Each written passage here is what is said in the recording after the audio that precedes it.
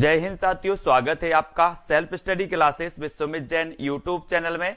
दोस्तों आज की क्लास स्टार्ट हो चुकी है, तो सभी फटाफट से वीडियो को लाइक कर देंगे। और दोस्तों बहुत सारे ऐसे साथी हैं जिनसे ऐप को डाउनलोड करते नहीं बन रहा है, ऐप उनको नहीं मिल रहा है। ठीक है, तो मैं आज आपको बता दे रहा हूं, जल्दी जल्दी से फटाफट से आप देख लो। सबसे पहले आपको क्या करना है दोस्तों, ये सेल्फ स्टडी क्लासेस आपको सर्च करना है यहां से। ठीक है, और इस प्रकार का इंटरफेस अपने ऐप का है, तो आप ऐप को भी देख लें। और इस प्रकार से आपका सेल्फ स्टडी क्लासेस पूरा ऐप ऐसा ही दिखता है। ठीक है, और यहां पर आप इंस्टॉल पर क्लिक करेंगे तो इंस्टॉल हो जाएगा। और साथियों यहां पर आपको मोबाइल नंबर, जीमेल डाल के आपको रजिस्टर्ड करना है। ठीक है, फिर आगे इस प्रकार से आप चलेंगे तो दोस्तों जब आप मोबाइल नंबर रजिस्टर्ड कर लेंगे तो यहां पर इस माई कोर्स है ना, माई कोर्स है ये। और यहां पर सबसे नीचे आपको दिख रहा होगा क्या, स्टोर।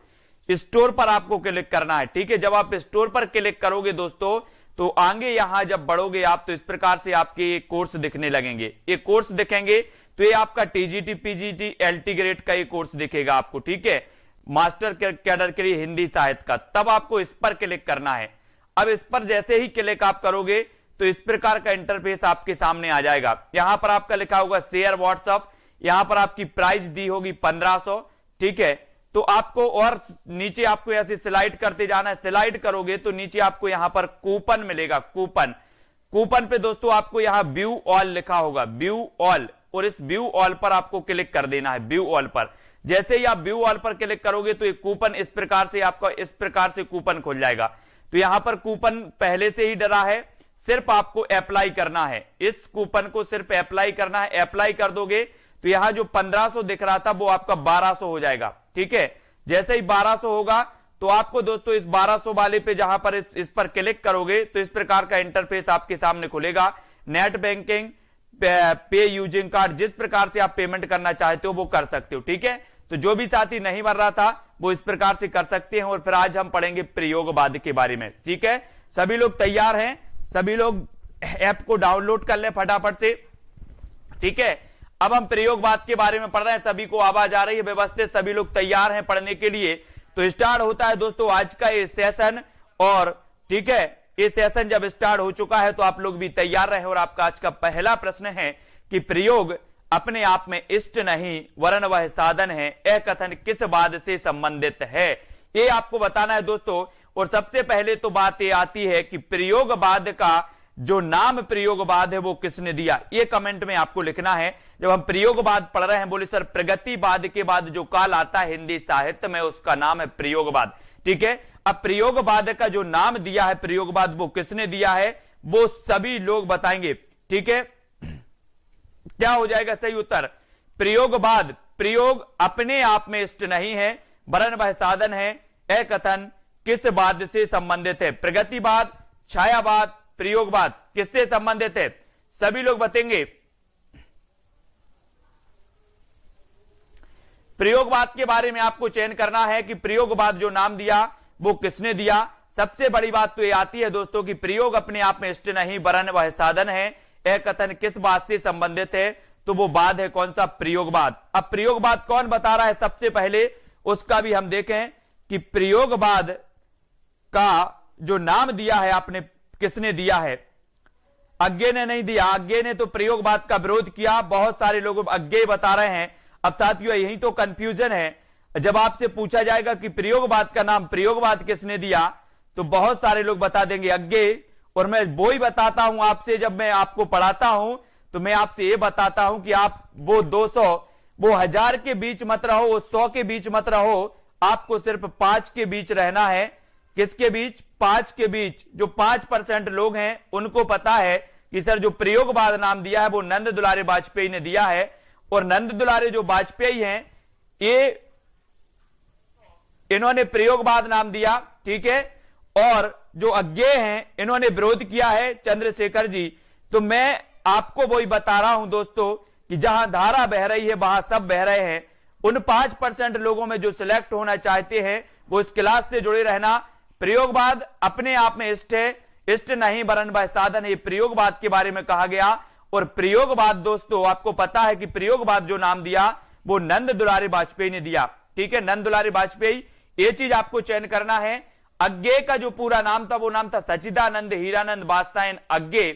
प्रयोगवाद के बारे में अपनी दूसरी तार सप्तक भूमिका में लिखा है कि प्रयोग का कोई बाद नहीं है, हम वादी नहीं रहे, ना ही हम प्रयोग अपने आप में इष्ट या साध्य नहीं है, हमें प्रयोगवादी कहना उतना कि सार्थक या निरर्थक है जितना हमें कवितावादी कहना। यानी कि दोस्तों यहां पर प्रयोगवाद नाम का विरोध किया है किसने? अज्ञेय ने। प्रयोगवाद के प्रवर्तक जरूर माने जाते हैं अज्ञेय, लेकिन इन्होंने प्रयोगवाद नाम नहीं दिया। इन्होंने स्पष्ट कहा है कि हम प्रयोगवादी नहीं हैं, है ना, ये निरर्थक है कहना। ठीक है, ये समझ में आ गई सभी लोगों को। फिर अगला क्वेश्चन है आपका कि अज्ञेय का पूरा नाम क्या है? अज्ञेय का नाम आपको बताना है दोस्तों। एक क्वेश्चन पूछा गया था कि आदिकाल का तृतीय खंड कौन सा है? आदिकाल का तृतीय खंड कौन सा? हिंदी साहित्य के आदिकाल का तृतीय खंड कौन सा है? जब मैं आज लाइव क्लास में पढ़ा रहा था पेट क्लास में, तो वहां एक क्वेश्चन आया था कि हिंदी साहित्य के आदिकाल का तृतीय खंड कौन सा है? तो सारे स्टूडेंट ने एक क्या लगा दिया? रीतिकाल। अब आप लोग भी बता देंगे कि हिंदी साहित्य के आदिकाल का तृतीय खंड का नाम क्या है, तृतीय खंड कौन सा है? सभी लोग बताएंगे। और यहां पर आपको बताना है कि अज्ञेय का पूरा नाम क्या है। तो नाम है दोस्तों सच्चिदानंद हीरानंद बादशाह अज्ञेय, और आपका सी नंबर बिल्कुल सही हो जाएगा, सी नंबर। ठीक है, प्रयोगवाद के प्रवर्तक के अनुसार प्रयोगवादी कवि का मुख्य तथ्य क्या था दोस्तों? मुख्य तथ्य क्या था? प्रश्न क्रमांक 3 में आपको चयन करना है कि प्रयोगवाद के प्रवर्तक के अनुसार प्रयोगवादी कवि का मुख्य तथ्य क्या था? नए काव्य उपकरणों का प्रयोग, भावुकता के स्थान पर बौद्धिकता की प्रतिष्ठा, नई राहों का अन्वेषण, या फिर काव्य की पूर्व परंपरा का निषेध। तो प्रयोगवाद के प्रवर्तक के अनुसार प्रयोगवादी कवि का जो मुख्य तथ्य था वो क्या था? एक क्वेश्चन पूछा जाता है दोस्तों, एक क्वेश्चन पूछा जाता है, क्या पूछा जाता है कि किसे राहों का अन्वेषी कहा जाता है? किसे राहों का अन्वेषी कहा जाता है? तो प्रयोगवाद के कवियों को राहों का अन्वेषी कहा अज्ञेय साहब ने, और इन्हें नई राहों का अन्वेषण कहा जाता है। यानी कि आपका जो सी नंबर है, सी नंबर, वो सी नंबर बिल्कुल सही हो जाएगा। ठीक है, सन 1943 में तार सप्तक का प्रकाशन होते ही स्पष्ट हो गया कि कविता ने प्रगतिवाद से भिन्न चेतना ग्रहण करनी प्रारंभ कर दी। दोस्तों यहां पर एक चीज आपको समझनी है, कितने तार सप्तक प्रकाशित हुए? बोले सर 4 तार सप्तक प्रकाशित हुए। कितने? 4 तार सप्तक। लेकिन आपको पता है कि जो प्रथम तार सप्तक था उसे प्रथम तार सप्तक नहीं बोला जाता, उसे क्या बोला जाता है? तार सप्तक। केवल तार सप्तक बोला जाएगा। आपसे पूछा जाएगा कि तार सप्तक के निम्न में से बताइए कौन सा तार सप्तक का कवि नहीं है, तो वो तार सप्तक जो बोला जा रहा है आपसे, वो मतलब हो जाएगा आपकी प्रथम तार सप्तक। अब जब द्वितीय का पूछा जाएगा तो द्वितीय साथ में लगा होगा। ठीक है, अब आपको बताना है दोस्तों, वेरी गुड देवांशी जी। अब यहां पर सन 1943 में तार सप्तक का प्रकाशन होती ही स्पष्ट हो गया कि कविता ने प्रगतिवाद से भिन्न चेतना ग्रहण करनी प्रारंभ कर दी। इस भिन्न चेतना का निर्माण प्रगतिवाद की मान्यताओं को उलटकर हुआ हो ऐसा नहीं है।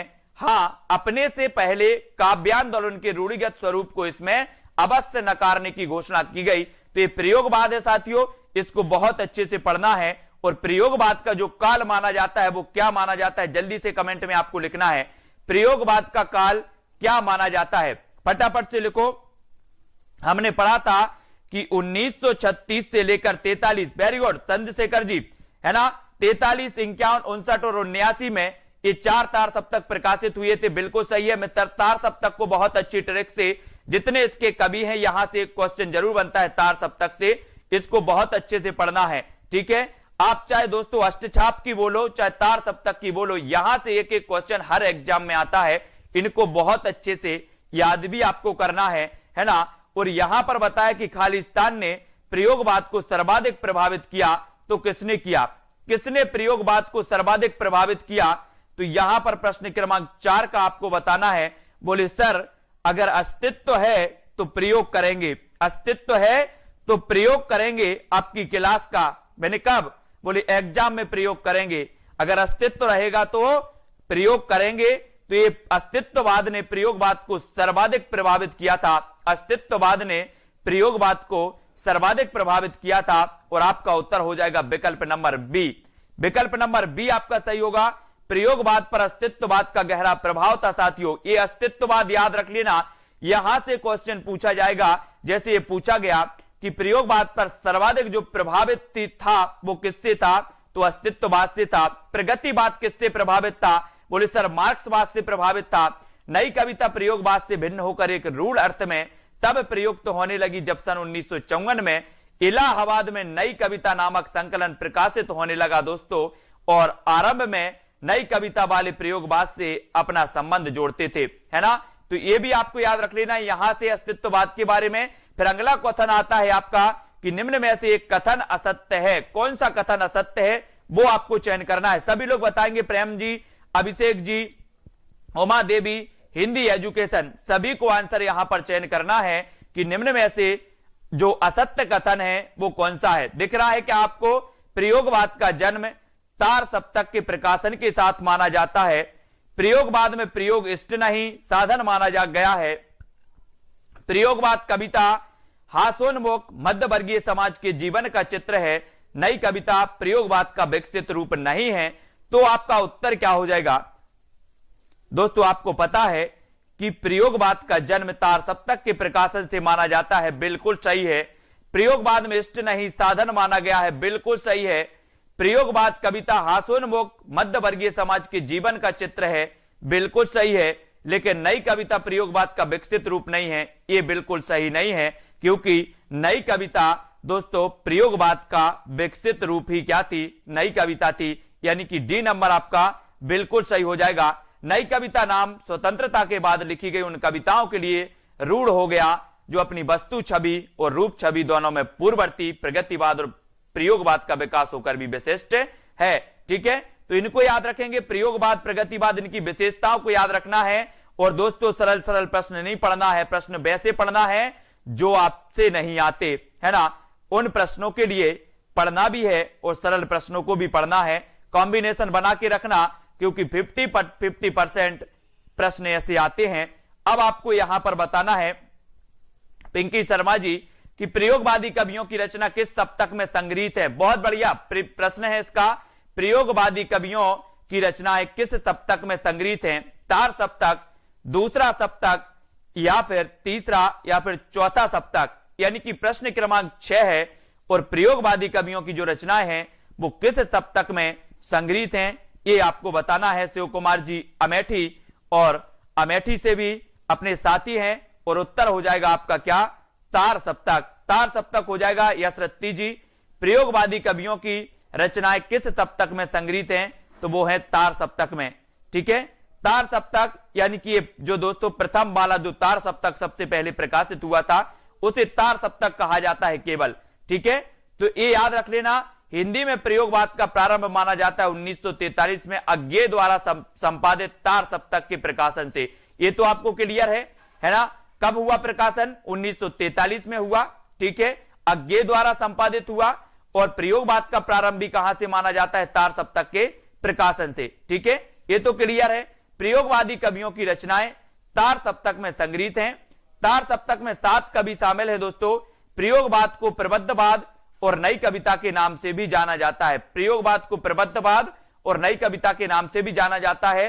डॉक्टर गणपति चंद्रगुप्त ने इसे मुन्नी युक्ति और बहु की संज्ञा दी है। मुन्नी युक्ति और बहु की संज्ञा, अगर आपसे कभी पूछा जाए कि प्रयोगवाद को मुन्नी युक्ति और बहु की संज्ञा किसने दी, तो बता देना गणपति चंद्रगुप्त ने। किसने, मोस्ट इंपॉर्टेंट क्वेश्चन, चाहो तो लिख सकते हो कि प्रयोगवाद को मुन्नी युवती और बहु की संज्ञा किसने दी है, तो ये उत्तर हो जाएगा आपका क्या हो जाएगा दोस्तों, गणपति चंद्रगुप्त। अब यहां से देखो, यहां पर देखो, तार सप्तक के कवि याद करने का एक सूत्र है, अमुने गिरा प्रभा। अमुने गिरा प्रभा, इस प्रकार से भी आप याद कर सकते हो। या फिर एक कोड और है, नेमी मुक्त भारत की प्रभागिरी राम की आज्ञा से। नेमी मुक्त भारत की प्रभागिरी राम की आज्ञा से, तो नेमी से बनेगा दोस्तों आपका नेमीनाथ, है ना, और मुक्त से बनेगा मुक्तिबोध। नेमी मुक्त प्रभा की, नेमी मुक्त भारत की, तो भारत से भारत भूषण अग्रवाल। नेमी मुक्त भारत की प्रभागिरी राम की आज्ञा से, तो प्रभाकर माचबे, गिरी से गिरजा कुमार माथुर, और राम की आज्ञा से तो रामविलास शर्मा। तो याद रख लेना आपका कोड क्या बन जाएगा, नेमी मुक्त भारत की प्रभागिरी राम की आज्ञा से, है ना। बिल्कुल सही है, अज्ञे को कठिन काव्य का प्रेत कहा जाता है। वेरी गुड मायाराम जी, है ना। तो ये हम याद करवाएंगे आपको ट्रिक से। अगर ये आपको याद हो रहा है, ये भी आपका एक सूत्र है कि अमुने गिरा प्रभा, अमुने गिरा प्रभा, लेकिन ये कोड कठिन होता है। जब आप कठिन वो चीज याद कर लेते हो कि नेमी मुक्त भारत की प्रभा गिरी राम की आज्ञा से, तो वहां कवियों के नाम भी आ जाते हैं और आपको याद भी हो जाता है। यहां आ से क्या बनेगा, मां से क्या बनेगा, ना से क्या बनेगा, यही सोचते रहोगे। कभी कभी ये भूल भी जाते हो कि आ से बन क्या रहा है और ना से बन क्या रहा है। इसलिए वो कोड आपको मैं बताऊंगा कि नेमी मुक्त भारत की प्रभागिरी राम की आज्ञा से, तो इससे सारी चीजें आ जाएंगी।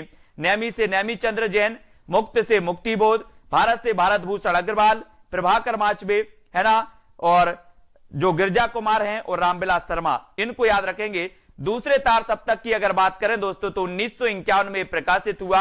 इनको कवि याद करने की जो ट्रिक है वो सभी अपने अपने से बता सकते हैं, ठीक है। सहभर सनद, सहभर सनद, तो ये थोड़ा सा कठिन लगता है दोस्तों। मैं आपको बताऊंगा कि हरि भवानी शकुन करे शेर नरे रघु धर्म करे, हरि भवानी शकुन करे शेर नरे रघु धर्म करे। तो हरि से क्या बनेगा, हरि नारायण व्यास, हरि भवानी तो भवानी प्रसाद मिश्र, हरि भवानी शकुन करे, शकुन से बनेगा शकुंतला माथुर, शकुन करे शेर नरे, शेर से बनेगा शमशेर बहादुर, नरे से बनेगा नरेश मेहता, शेर नरे रघु धर्म करे, रघु से रघुवीर और धर्म से धर्मवीर भारती। ये द्वितीय तार सप्तक को याद करने की याद हो जाएगी, हरि भवानी शकुन करे शेर नरे रघु धर्म करे, है ना। इस प्रकार से एक दोहा बन जाएगा जो आपको हमेशा याद रहेगा। अगर ये याद करोगे सहबर सनद, सहबर सनद, तो ये आपको याद नहीं रह पाएगा, ये क्योंकि भली 3 अक्षर है लेकिन ये है कठिन। तो मैं आपको बताऊंगा, ठीक है, हो जाएगा याद। तीसरे सप्तक के 1959 में प्रकाशित हुआ। याद करने का सूत्र है के कुकी, के कुकु विप्रसम, के कुकु विप्रसम। लेकिन दोस्तों एक के कुकु जो विप्रसम है, इसको याद करने में बहुत ही कठिन है। भले 3 अक्षर 3 शब्द आपको दिख रहे होंगे, लेकिन मैं आपको बताऊंगा। केदारनाथ से हैं, कुमार नारायण हैं, कीर्ति चौधरी हैं, काशेष के कीर्ति चौधरी, विजय देव नारायण शाही, प्रयाग नारायण त्रिपाठी, सर्वेश्वर दयाल सक्सेना, मदन बादशाह, ये तृतीय तार सप्तक के हैं। चौथे तार सप्तक के कवि क्या हैं, श्री अरा स्वरा स्वन, श्री अरा स्वरा स्वन। तो इनको भी याद करेंगे, श्री राम वर्मा, अवधेश कुमार, राजकुमार कुंभज, सुमन राजे, राजेंद्र किशोर, स्वदेश भारती और नंद किशोर आचार्य, ठीक है। मैंने पूरे नोट्स इसके बनाए हैं और बहुत अच्छी ट्रिक है ना। दोहा है, दोहा टाइप का है, दोहा अपन को बहुत जल्दी याद हो जाता है ना, बिल्कुल सरल वे में। तो यहां पर आपको बताना है कि अज्ञे कौन से बात के कवि हैं, अज्ञे, अज्ञे कौन से बात के कवि हैं। जब आप ट्रिक बनाओ दोस्तों, जब आप ट्रिक बनाओ, क्या बनाओ ट्रिक, तो ट्रिक आपको कैसी बनानी है कि उसमें कवियों के नाम आने चाहिए, वो चीज नाम आए। अब तुमने आबा सादा कर दिया, ये बहुत कम, मतलब याद तो हो जाए, कहो कवि का नाम याद ना आए। जब आप परीक्षा में बैठो तो कवि का नाम याद नहीं आ रहा, तो आप जब अगर ट्रिक खुद से बनाओ तो कवियों को या फिर उसका नाम जो है देव, तो आपको याद हो जाएगा, ठीक है। अज्ञे कौन से बात के कवि हैं, अज्ञे कौन से बात के कवि हैं, प्रगतिवाद, प्रयोगवाद, छायावाद या इनमें से कोई नहीं। तब आपका अज्ञे से पूछा जाएगा, तो अज्ञे जो है दो, ये प्रयोगवाद के कवि माने जाते हैं। यानी कि आपका जो विकल्प नंबर बी है वो बिल्कुल सही हो जाएगा, ठीक है। अज्ञे प्रयोगवाद के कवि, तार सप्तक में संकलित प्रयोगवाद। जब मैं तार सप्तक आपको बताऊंगा तो तार सप्तक आपको रट जाएगा, ज्यादा पढ़ने की जरूरत नहीं है, और ये 2-3 अक्षर वाले ये कोड याद करने की जरूरत नहीं है, ये तो आप भूल ही जाओगे, है ना। अब आपको बताना कि तार सप्तक में संकलित कवियों को राहों का अन्वेषी कहा जाता है, तो बताना है किसने कहा है। ये क्वेश्चन यहां से रट लो, राहों के अन्वेषी कौन है, बोले सर अज्ञे। आपसे पूछा जाएगा कि राहों के अन्वेषी कौन है, आप बोलोगे अज्ञे। राहों के अन्वेषी कौन है, अज्ञे। मैंने कहा क्यों, बोले सर राहों में तो बहुत सारे लोग गुजरते हैं और राहों के अन्वेषी तो अज्ञे हैं, मुझे ज्ञात नहीं है, अज्ञे, ठीक है। तो राहों के अन्वेषी किसने कहा है, अज्ञे ने कहा है। तार सप्तक में संकलित कवियों को, तार सप्तक में संकलित कवियों को राहों का अन्वेषी किसने कहा है, तो अज्ञे ने कहा है ना। और राहों के अन्वेषी कैसे हैं, अज्ञे, राहों के अन्वेषी अज्ञे हैं। प्रयोगवाद की जन्मदात्री पत्रिका है तो कौन सी है? बहुत बढ़िया प्रश्न है। यहां पर जन्मदात्री पत्रिका कौन सी मानी जाती है प्रयोगवाद की? तो यहां पर 9वां प्रश्न है। सभी लोग वीडियो को लाइक कर देंगे। प्रयोगवाद की जो जन्मदात्री पत्रिका मानी जाती है दोस्तों, वो कौन सी मानी जाती है? तब यहां पर आता है तार सप्तक। तार सप्तक यानी कि आपका जो 1 नंबर है, 1 नंबर बिल्कुल सही हो जाएगा। प्रयोगवाद को कठिन मत लेना, प्रयोगवाद याद हो जाएगा, ज्यादा बड़ी वो बात नहीं है। आपका प्रयोगवाद के जो तार सप्तक है, यहां से एक क्वेश्चन बनता है कि कौन सा प्रयोगवाद का कवि नहीं है, कौन सा प्रयोगवाद का कवि है, यहां से बनता है। तो इसको आपको प्रैक्टिस करनी है, इसको याद करना है, ठीक है, इनको याद करना है, यहां से आपको रटना है। और दोस्तों हमें वो पढ़ना है, क्या पढ़ना है? आपको पता होनी चाहिए कि हमें पढ़ना क्या है और पढ़ना क्या नहीं है ना? तो इस प्रकार से कुछ भी मत पढ़ते रहना कि हम कुछ भी पढ़ रहे हैं। बहुत सारी चीजें ऐसी हैं जो आपको नहीं पढ़नी है, वो आपको पता होनी चाहिए, ठीक है। कौन से तार सप्तक का कवि नहीं है? ये 10 का आंसर बताना है। कौन से तार सप्तक का कवि नहीं है? तार सप्तक यानी कि प्रथम तार सप्तक, ममता यादव जी, कौन से तार सप्तक का कवि नहीं है? प्रश्न क्रमांक 10 शमशेर बहादुर सिंह, गिरजा कुमार माथुर, मुक्तिबोध या फिर प्रभाकर माचबे। और प्रश्न क्रमांक 10 का उत्तर बताना। स्पीड ज्यादा तो नहीं हो रही है, जल्दी से कमेंट में बता देना कि सर स्पीड थोड़ी सी ज्यादा हो रही है, स्लो करें। और तार सप्तक का कवि नहीं है तो आपको याद रख लेना है कि नेमी मुक्त भारत की प्रभागिरी राम की आज्ञा से। नेमी मुक्त भारत मतलब नेमी तो है, मुक्त से मुक्तिबोध है, ये तो है मुक्ति। नेमी मुक्त भारत की प्रभागिरी तो प्रभा भी है, गिरी से गिरजा कुमार ये तो है, लेकिन ये शमशेर बहादुर नहीं है। हरि भवानी सकुन करे, शेर नरे रघु धर्म करे, ये दोस्तों किसके हैं? द्वितीय के हैं, द्वितीय तार सप्तक के हैं शमशेर बहादुर। तो यहां पर आपको जब ये कोड याद हो जाएंगे तो ये कभी आराम से याद हो जाएंगे।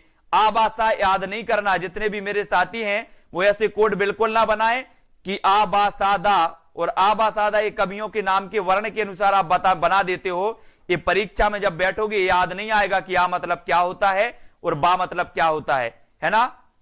तो यहां पर इनमें से कौन तार सप्तक में शामिल नहीं है? 11 का आंसर। तार सप्तक में कौन शामिल नहीं है? तार सप्तक यानी कि प्रथम तार सप्तक। और प्रश्न क्रमांक 11, जब इसको हम बार बार बोलेंगे कि नेमी मुक्त भारत की प्रभागिरी राम की आज्ञा से, तो आपको याद भी हो जाएगा।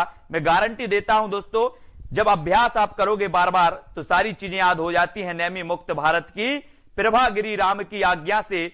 और इनमें से कौन सा तार सप्तक में शामिल नहीं है? तो वो नहीं है। यहां पर फिर आ गए कि सर तार सप्तक में जो शामिल नहीं है वो कौन नहीं है? कौन नहीं है? शमशेर बहादुर। शमशेर बहादुर नहीं है, यानी कि बी नंबर आपका बिल्कुल सही हो जाएगा, बी नंबर, ठीक है, वेरी गुड।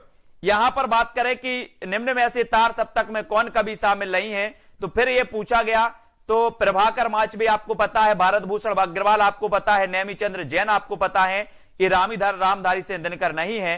तो नेमी मुक्त भारत की प्रभागिरी राम की आज्ञा से, ये आपको याद रख लेना है, राम की आज्ञा से साथियों, इनको याद रखेंगे। और भवानी प्रसाद मिश्र की कविताएं किस सप्तक में है? भवानी प्रसाद मिश्र, भवानी प्रसाद मिश्र की कविताएं किस तार सप्तक में प्रकाशित हुई थी? प्रथम में, दूसरा, तीसरा या फिर चौथा?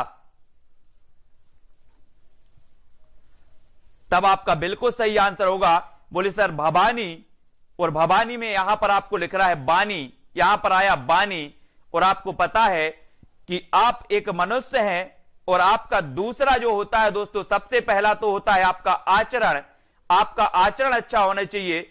और दूसरे आपके जीवन का पॉइंट होता है बानी।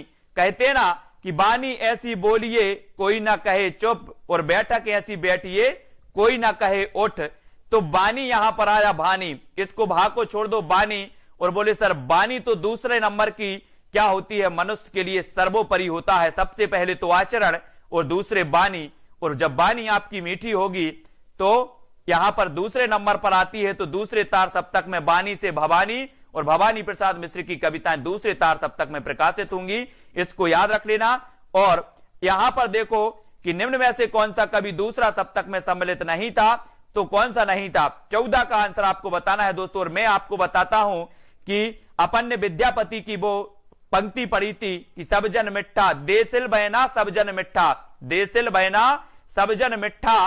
तो वहां पर एक शब्द आया था मिठा, और मैंने आपको याद करवाया था कि मिठा आया है तो मिठा से याद रखो कि मिठा मिठा बोल थारो काए बिगड़े, करवाया था, काए बिगड़े थारो काए बिगड़े। तो मिठा कौन बोलता है? बोले सर जिसमें विद्या होती है, जिसमें विद्या होती है वो मिठा बोलता है। तो मिठा आया शब्द अपन ने पकड़ा कि पंक्ति में मिठा आया, और मिठा वही बोलता है जिसमें विद्या होती है। तो ये पंक्ति विद्यापति की थी। वैसे ही हम यहां पर पढ़ेंगे कि कौन सा कवि दूसरा तार सप्तक में सम्मिलित नहीं था, तो कौन सा नहीं था?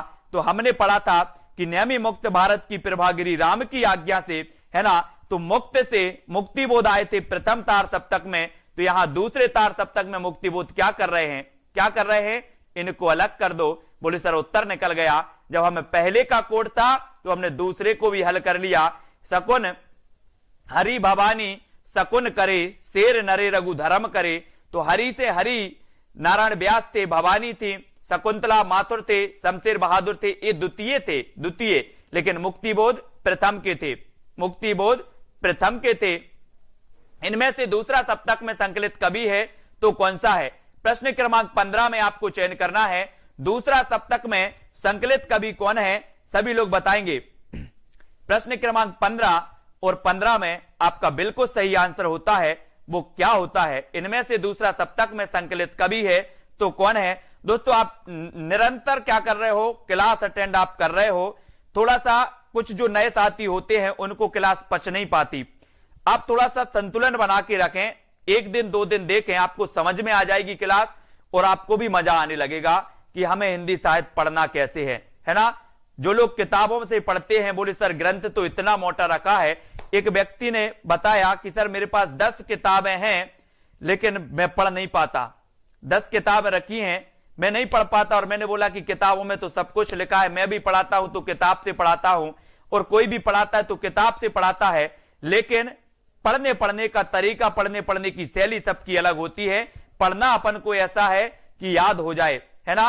और दूसरे तार सप्तक के कवि संकलित कवि हैं तो कौन है? रघुवीर सहाय। ये सर्वेश्वर दयाल सक्सेना नहीं है, केदारनाथ नहीं है, नेमी चंद्र जैन नहीं है। उत्तर आपको ये लगाना है, रघुवीर सहाय कुरैशी जी। ये नंबर आपका बिल्कुल सही हो जाएगा।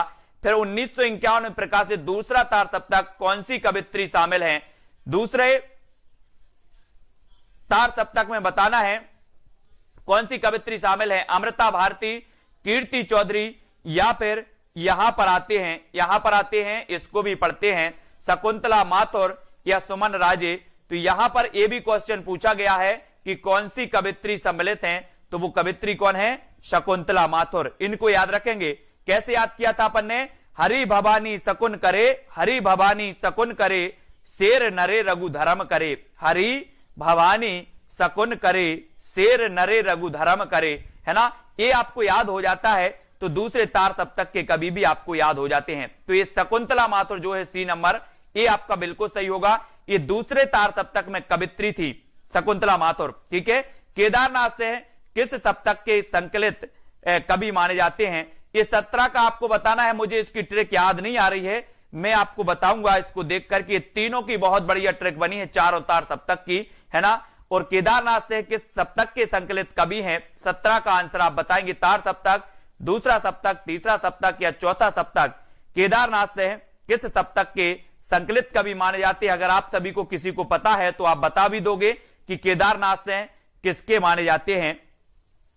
और यहां पर आपका बिल्कुल सही आंसर होगा कि ये जो केदारनाथ से हैं ये तीसरे तार सप्तक के माने जाते हैं। तीसरे तार सप्तक यानी कि सी नंबर, सी आपका बिल्कुल सही है। यहां पर सी आपका तीसरे तार सप्तक के केदारनाथ से।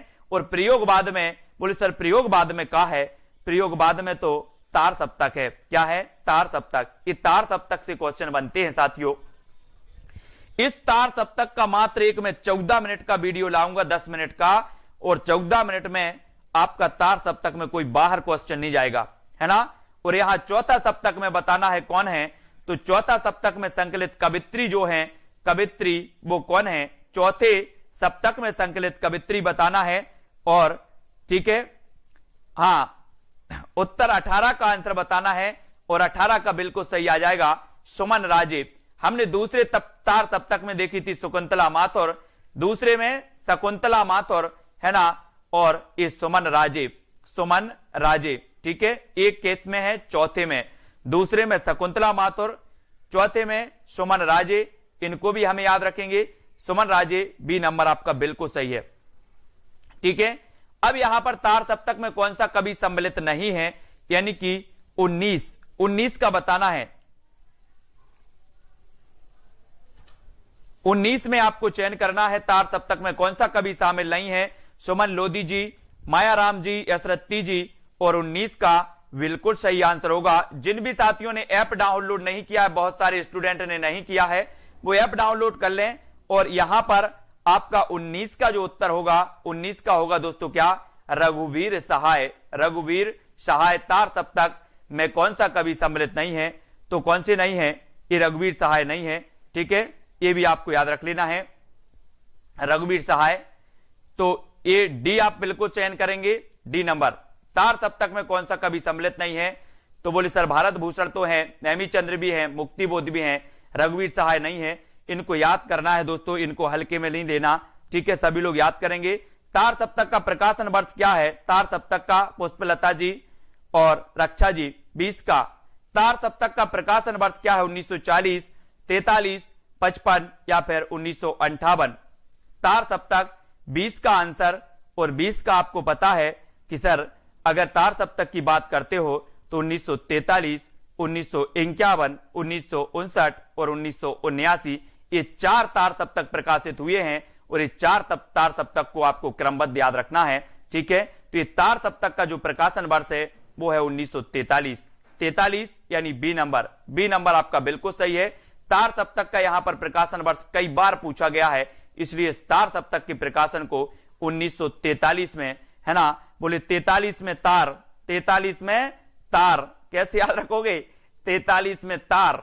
ठीक है, कुछ लोग 43 के हो गए होंगे जो परीक्षा दे रहे हैं, कुछ लोग बोले सर 43 के हो गए और 43 में तार, कैसे याद रखोगे, 43 में तार। ठीक है, याद रख लेना 43 में तार। और तार सप्तक का संबंध किस काव्य धारा से है, तार संबंध